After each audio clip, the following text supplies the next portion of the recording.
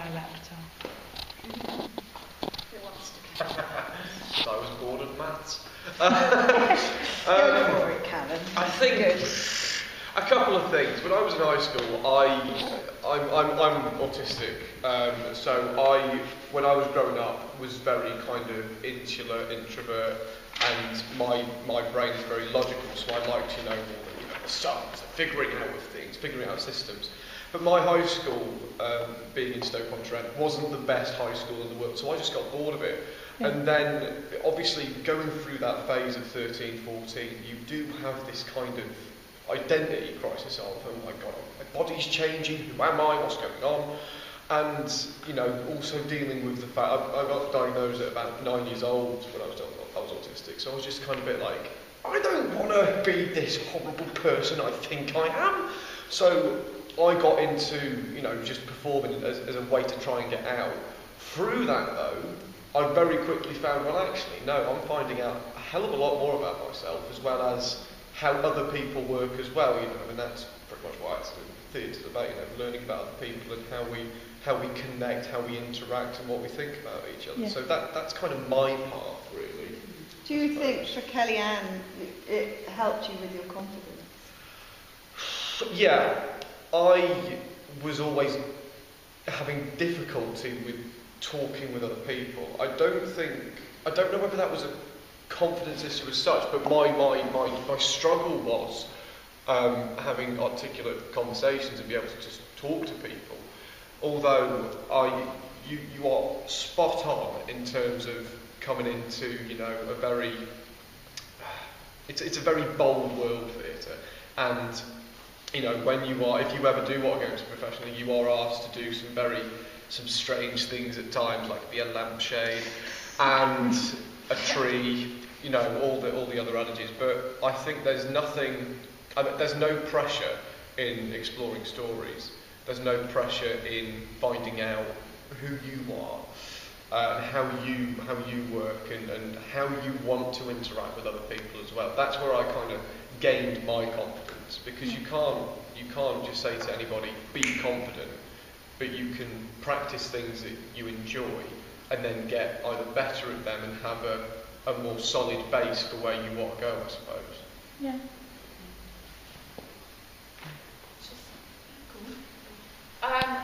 Very different.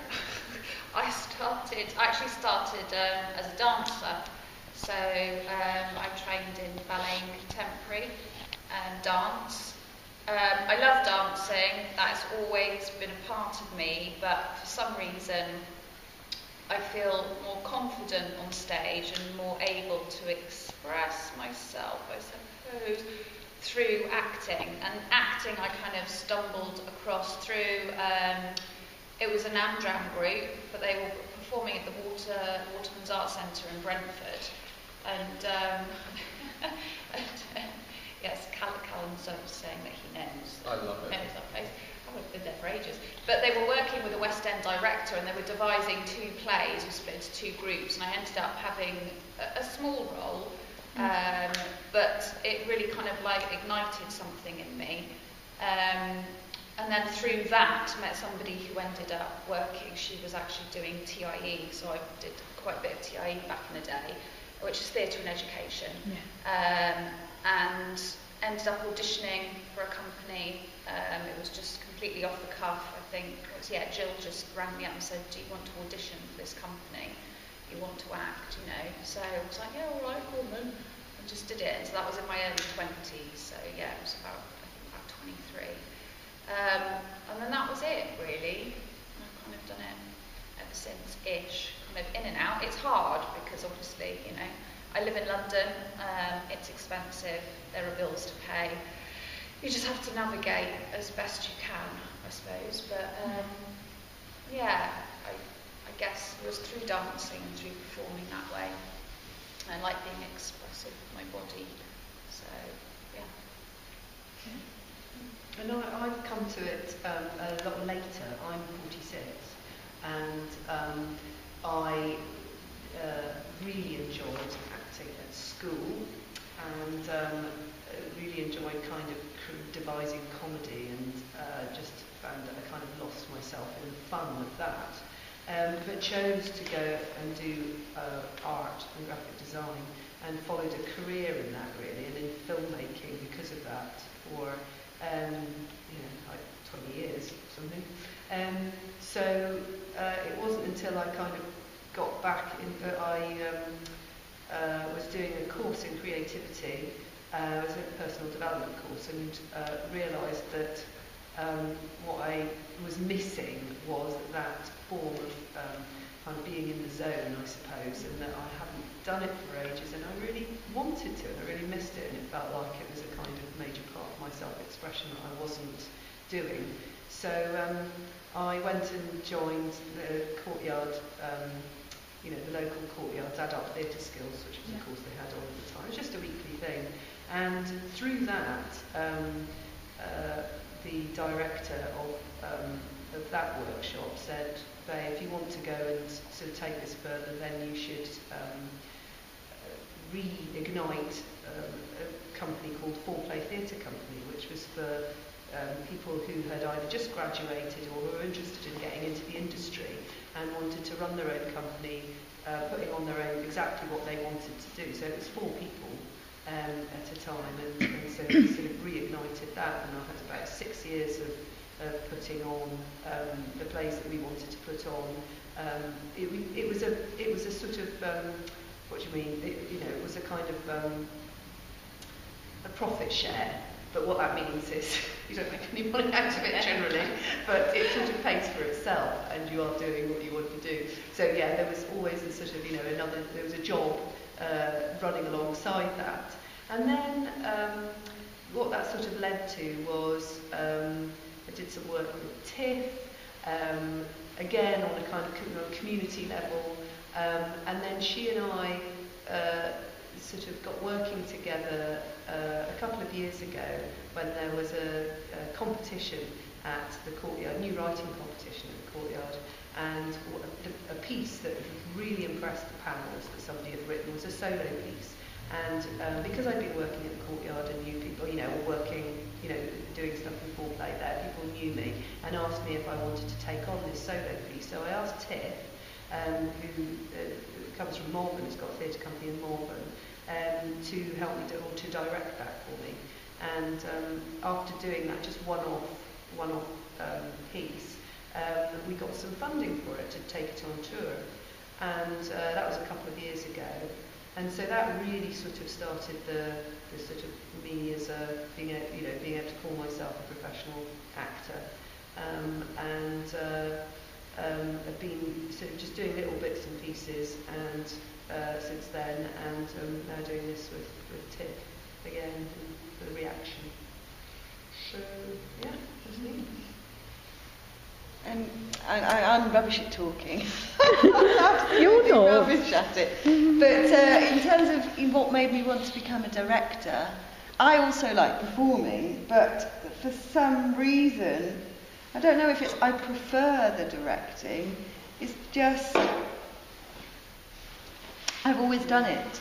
And I don't know if it's the same for you girls, but I, as a child, used to direct my brothers and sisters and my friends, and I used to put plays on wherever I was. Even if I was underwater, I used to put plays on. So I don't think there's any kind of, it wasn't even like making a choice, it was just that's what I did, and I've always kind of done.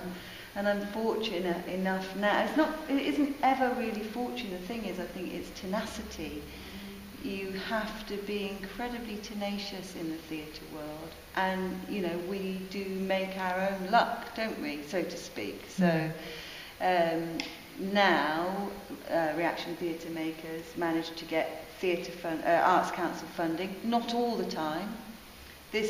Just before this project, we got turned down for a project, so it isn't an easy world. But it is possible. So I would say if you want to do this, Molly, you want to be an actor, you really, really can be an actor.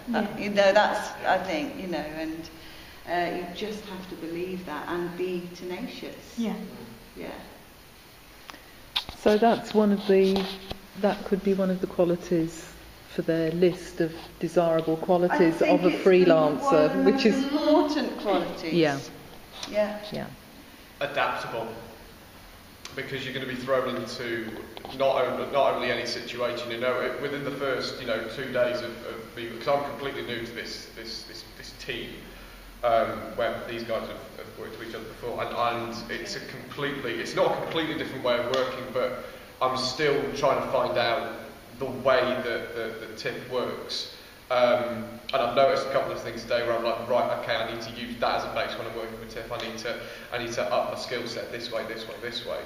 And that's not just within your, when you're working with other teams, with that being on production, but also when you are being a freelancer, when you're trying to sort your finances, trying to sort your marketing, the actual real world stuff. You've got to be so open-minded and flexible, rather than just having don't get me wrong, there's no harm in having a one rule fits all, I must do this, very methodical. But I think it can only be healthy if you are able to just be a little bit more bendy with Absolutely. but bendy with your Flex. words. And you've got to be willing to have a little bit of a go at everything, I think. Yeah. I think it's always being able to get back to what you love about it and why you're doing it actually as well, because it's very easy, when you're having to be tenacious and and continue to phone people up and you're thinking, am I being a hassle, or sort of go after that casting that you're not really sure you're totally suitable for, but you've got to go for it, to just keep reminding yourself why you're what you love about it really, and then that gives you the energy and the passion, doesn't it, to kind of keep going. Because if you lose that, then you might as well go and do something else. Does that sort of answer that question? Yeah. Yes, definitely. What about another question then, Kellyanne?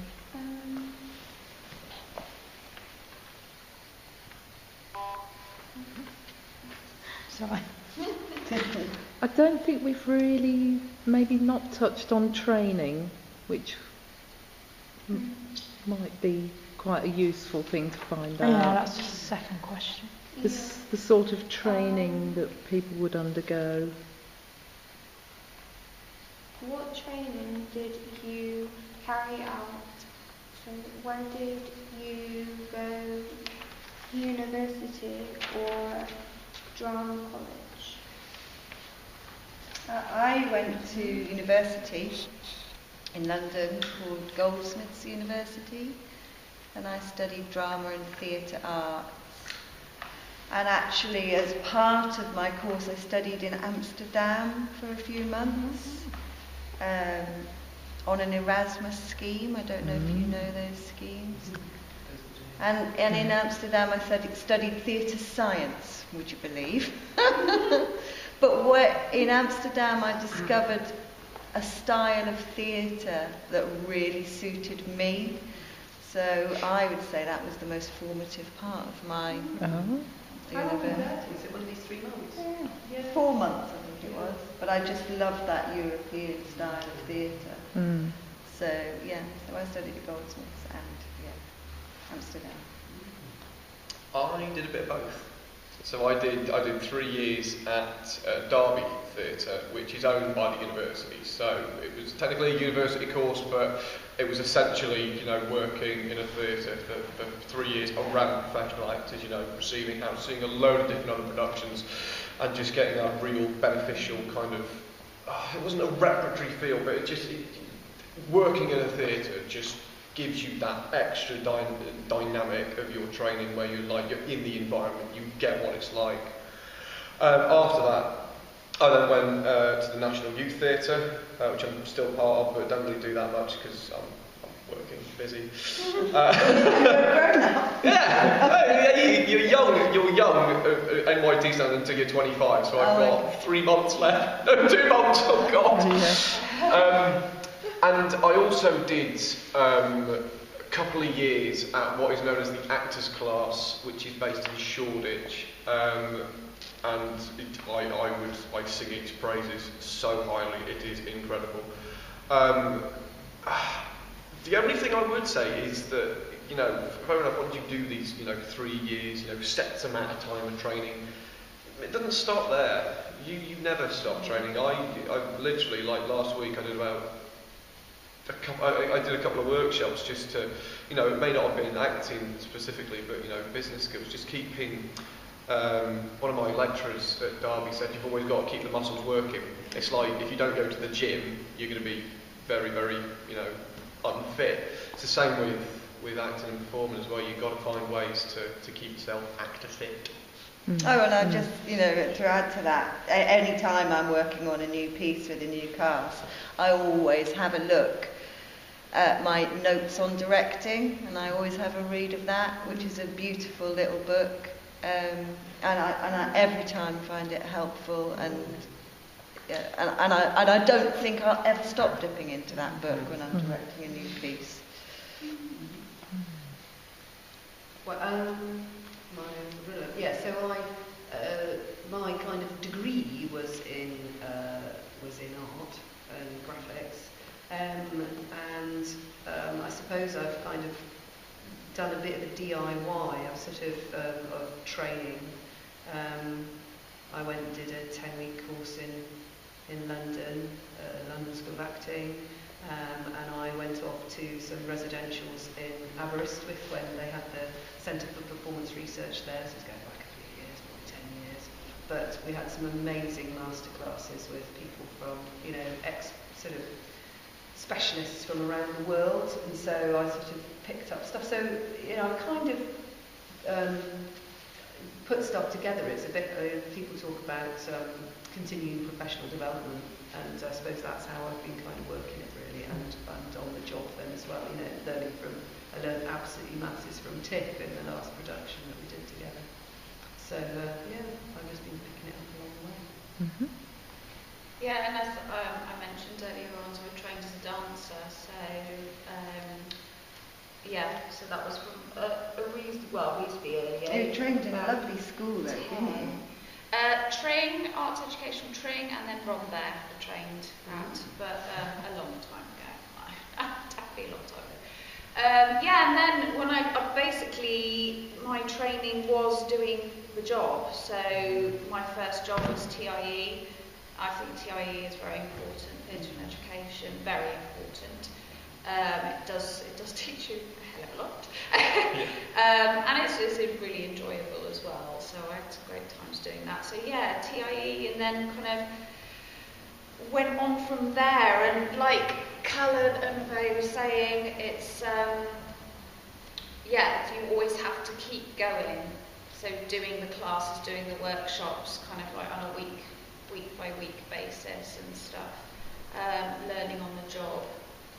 I didn't go to drama school, in some ways I wish I did, but had I gone to drama school, maybe I wouldn't have had the movement skills I have, or, there's people do it different ways, so, and this has been my way, so, And once in a while, a role will come up where you can use both the movement and the which is really nice. drama which is skills. This role that I'm playing now, so has the movement in it, as well as the acting, so which is really nice.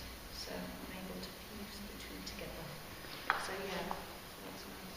Do you think because you don't have to be a member of Equity anymore now, do you? So that whole thing has relaxed? I will stick my hand up and say hi.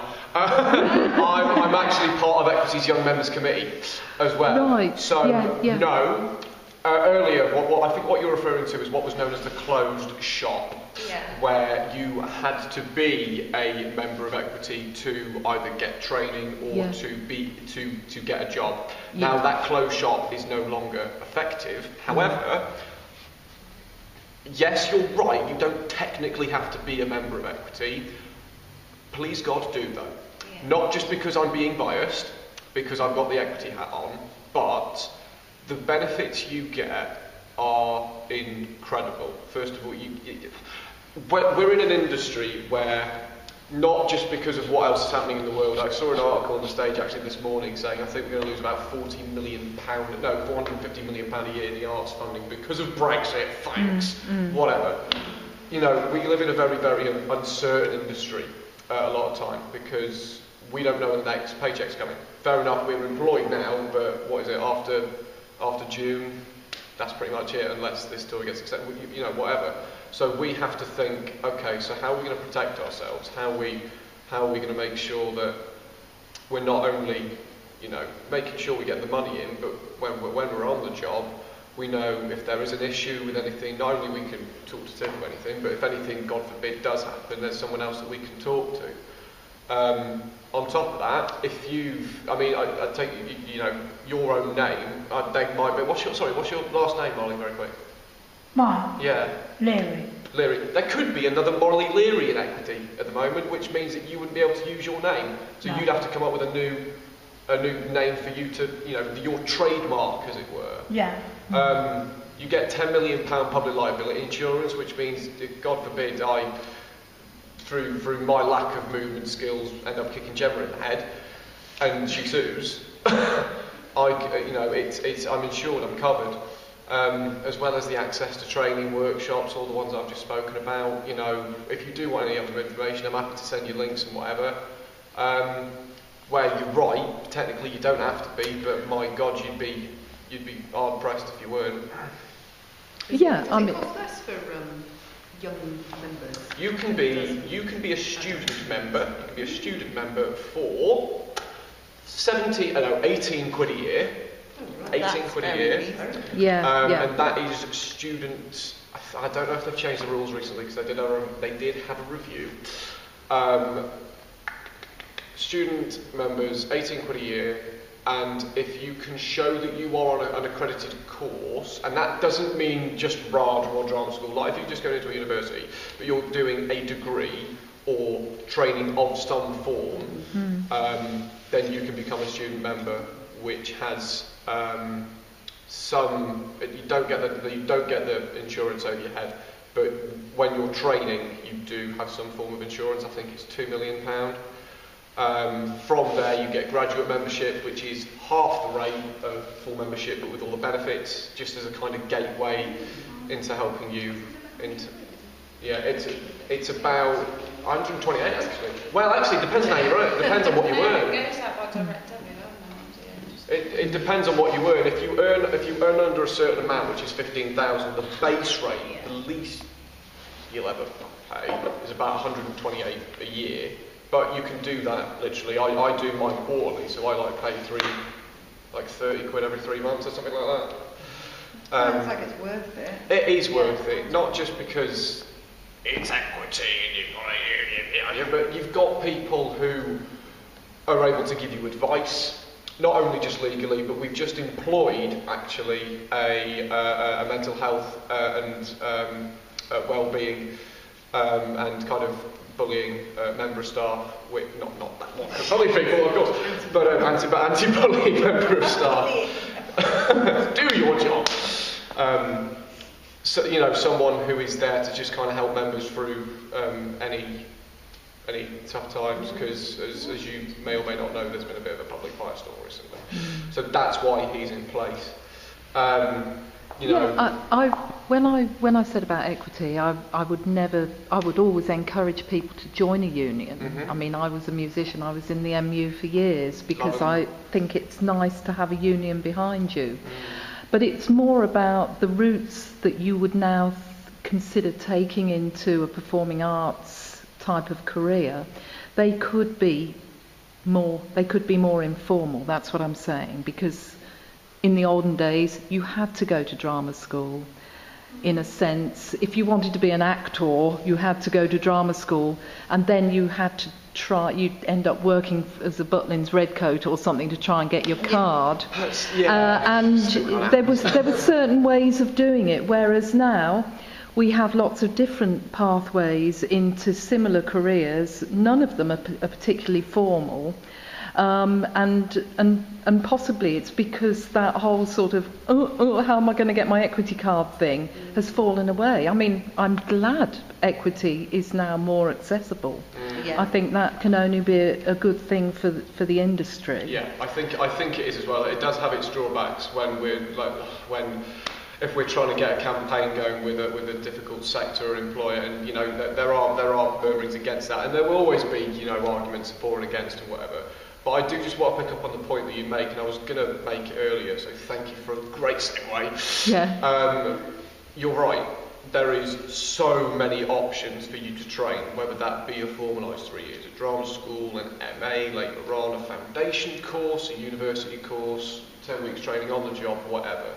What I would say to you, which is probably why this question's being asked, of what would be the best training for me, you've got to find how you work. If you do want to take 3 years at drama school, absolutely fantastic, but you've got to be ready for it. And even if you don't get in first time, second time, third time, if you still want it and you still believe that is the right path for you, then you've got to try and make that work. In the same way that if you think, maybe learning a bit more about, the systems of theatre rather than, acting directly, maybe a university course, whatever training's right for you, I would pursue that rather than just go, I have to go to drama school, I have to go to university, because whatever's right for you is right for you, to be honest. Thank you. Okay, Molly, do you have another question? Well, following on from that question, because obviously I know that some of you said that you went to university, and what kind of courses did you study? Well, as I said, I studied drama and theatre arts, my course was called. Yeah. And that was a 3-year study, and within that we did performance, directing, I think that was about what we actually did study was performance. And I'm pretty sure we did write a few essays in that, which seems crazy to me. I can't imagine why I would be writing essays, because to me it's so practical. I'm always like, just get up now, get up on your feet, and let's try it. Let's not overthink it. Let's not just get up and try. But I'm pretty sure I did write a few essays. Yeah, so that was me, drama and theatre arts. Yeah. Very similar. I think mine at Derby, it was called just theatre arts, I think. And the modules we had there was I don't know if it was the same. I think there was a little bit of a wider range. I think most of it was performing. There was directing, of course, in there. In the first year, I think we had costume, or costume set, lighting, design modules as well. Yeah. I think we had that as an option, but I didn't. Yeah, I mean, we had it as a first year kind of, you must take this, and then you can then choose your pathways. Applied theatre was in there as well, which is effectively TIE, or how can you use theatre not just for performing, but to aid your community. What workshops can you do? That's true, we had that module. We go to the It's all coming back to me It now. was a little while ago. Yeah, it was a little while for me. Yeah, we did essays as well, and don't get me wrong, hated every single one. Apart from my dissertation, which was the big one, because obviously you could choose, what you wanted to do your subject on, and mine was shock horror, improvisation and Asperger's syndrome, and how using that technique may or may not help people with autism to develop certain cognitive function skills, whatever, stuff like that. And that kind of struck to me and was like, oh my god, I want to write about this. And 8,000 words just went. So if you are wanting to go to university again, make sure it's right for you. If you're doing a dissertation, make sure you enjoy it, because otherwise it's going to be hell.